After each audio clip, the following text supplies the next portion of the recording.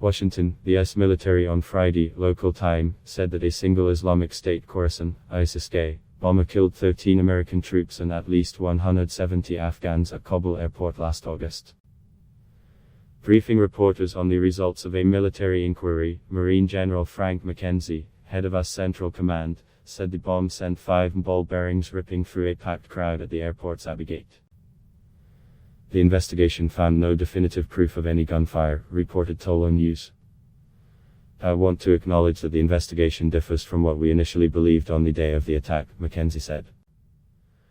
At the time, the best information we had in the immediate aftermath of the attack indicated that it was a complex attack by both a suicide bomber and ISIS-K gunmen, he added.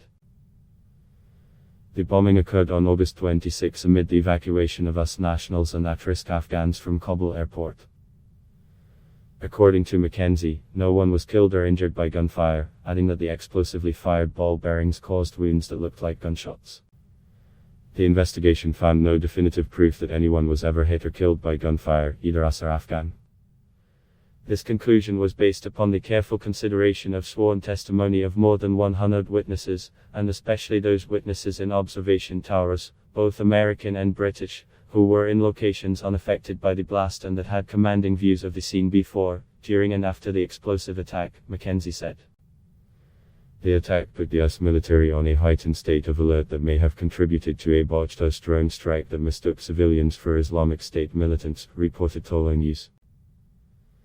Asked whether it could have been prevented, Army Brigadier General Lance Curtis said, based upon our investigation, at the tactical level, this was not preventable.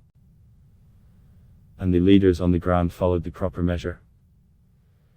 McKenzie and other US military officials said the investigation had gathered testimony from more than 100 witnesses, analysis from medical examiners and explosives experts, drone footage and other evidence, reported Tolo News. Officials said the bomb was made from about 20 pounds of military-grade explosives and the bomber most likely raised it before detonating it. Beyond the 13 US service members killed, some 45 others were wounded. Ad block test Y.